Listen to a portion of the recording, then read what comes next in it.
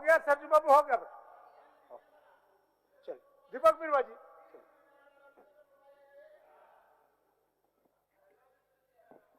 अध्यक्ष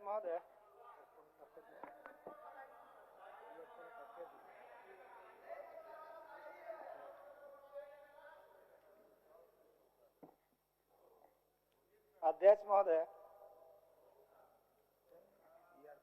राज्यपाल के अभिभाषण के धन्यवाद प्रस्ताव के समर्थन पर मैं कुछ बातें रखना चाहता हूं। क्योंकि जिस तरह की राजनीतिक परिस्थितियां इस प्रदेश में बनी है और जिस तरीके से पूरे देश में एक माहौल बनाया जा रहा है कि जो लोग केंद्र सरकार के समर्थन में काम करेंगे उन लोगों को किसी तरह की परेशानी नहीं होगी। ये पूरा दुनिया जानती है, सारे लोग इस बात को जान रहे हैं कि जो उनकी बातों को मानेंगे उनके साथ स्थितियां अच्छी रहेगी, और जो विपक्ष की भूमिका में होंगे उनकी कमजोरियों को उठाएंगे, ऐसे लोगों को सत्ता से बेदखल करने के लिए किसी भी तरीके से उनको कुर्सी से हटाने का ये प्रयास किया जा रहा है। ऐसा कई उदाहरण लोगों ने पेश किया और हम सभी इस बात को अच्छी तरह से जानते हैं। लेकिन चूंकि जो वंशवाद का बात पूरे देश में एक नैरेटिव तैयार किया गया, बड़े बड़े पार्टियों को और छोटे छोटे क्षेत्रीय दलों को पूरी तरह से ये कहा गया कि वो लोग वंशवाद को बढ़ावा दे रहे हैं, इसलिए भारत देश में वंशवाद की परंपरा को खत्म करने का बात लोग बोलते आए।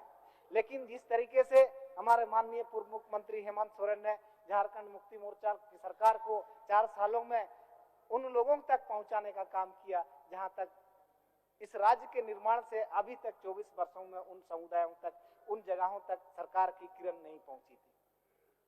और उन्होंने जो फैसला किया झारखंड मुक्ति मोर्चा के लिए बहुत गर्व की बात है, और हम लोग इसको महसूस करते हैं कि जो झारखंड मुक्ति मोर्चा में ऊर्जा की कमी आई थी, जिस तरह का नैरेटिव तैयार किया जा रहा था, वो हेमंत सोरेन जी ने ऐसा एक उदाहरण पेश किया।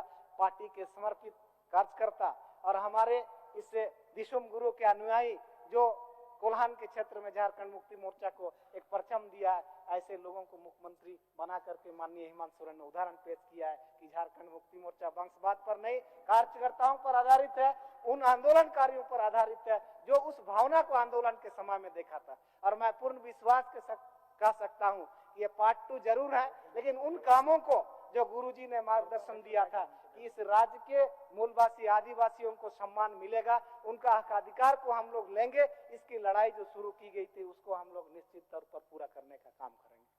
और जो सपना था कि यहाँ के बच्चे जो पढ़े लिखे होंगे वो वीडियो बनेंगे, यहाँ के बच्चे जो पढ़े लिखे होंगे वो दारोगा बनेंगे, यहाँ के बच्चे जो पढ़े लिखे होंगे शिक्षक होंगे, यहाँ के जो मूल निवासी होंगे 3rd और 4th ग्रेड में भी पूरा उनको आरक्षण मिलेगा, उनको प्राथमिकता मिलेगा। इन कामों को हम लोग पूरी तरह से सरकार के माननीय चंपादा के नेतृत्व में इसको पूरी तरह से हम लोग लागू करने का काम करेंगे।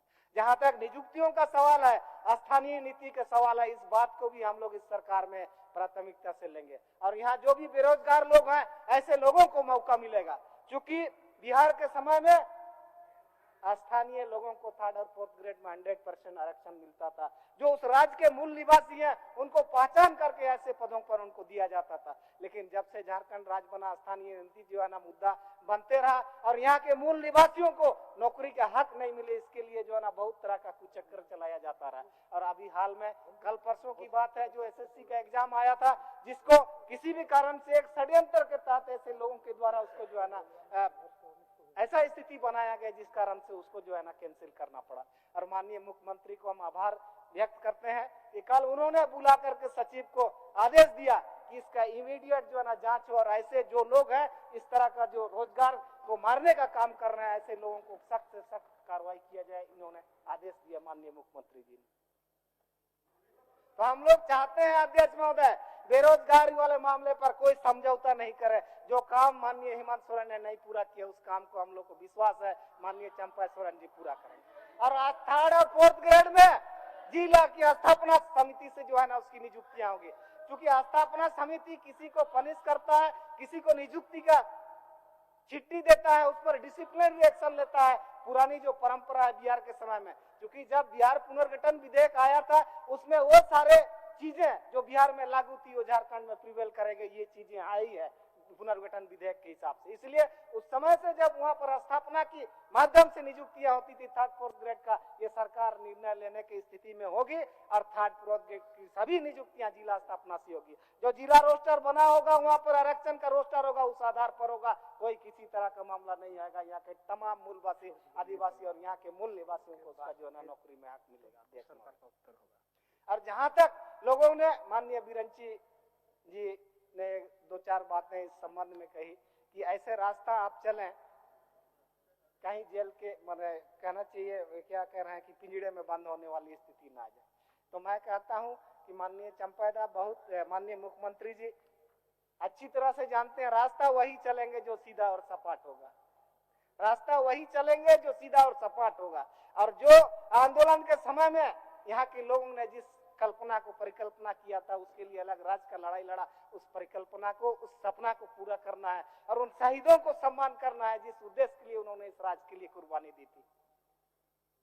इसीलिए आंदोलनकारियों को सम्मान मिलना चाहिए और उसके लिए खुद माननीय मुख्यमंत्री जी बहुत संवेदनशील है। हम लोग उम्मीद करते हैं कि उनका मानदेय भी बढ़े और चिन्हितीकरण का काम भी पूर्ण हो और ऐसे सभी लोग जो इस राज्य के लिए योगदान दिया निर्माण में, उन तमाम लोगों को उसका सम्मान मिल सके। क्योंकि वक्त की बहुत कमी है अध्यक्ष महोदय, इसलिए मैं ज्यादा कुछ नहीं कहना चाहता हूं टीका टिप्पणी, लेकिन आने वाला वक्त एक मिसाल पेश करेगा। आंदोलनकारी का जो नेतृत्व है उस झारखंड को स्वीकार है और सभी उन चीजों को हम लोग पूरा करेंगे।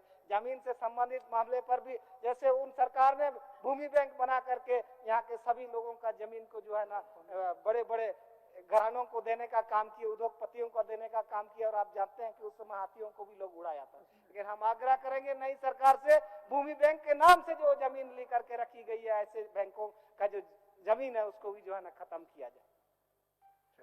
क्योंकि समय की कमी है। हम बहुत आभार दिल से माननीय मुख्यमंत्री को धन्यवाद करते हैं कि इसका नेतृत्व हम सभी लोग आपके साथ खड़े हैं। कोई भी फैसला कड़ाई से लें और इस राज्य के बेहतरी के लिए लें। इन्हीं चंद शब्दों के साथ आपको बहुत बहुत धन्यवाद। आपने मुझे समय दिया, इसके लिए बहुत धन्यवाद। माननीय सदस्य भानु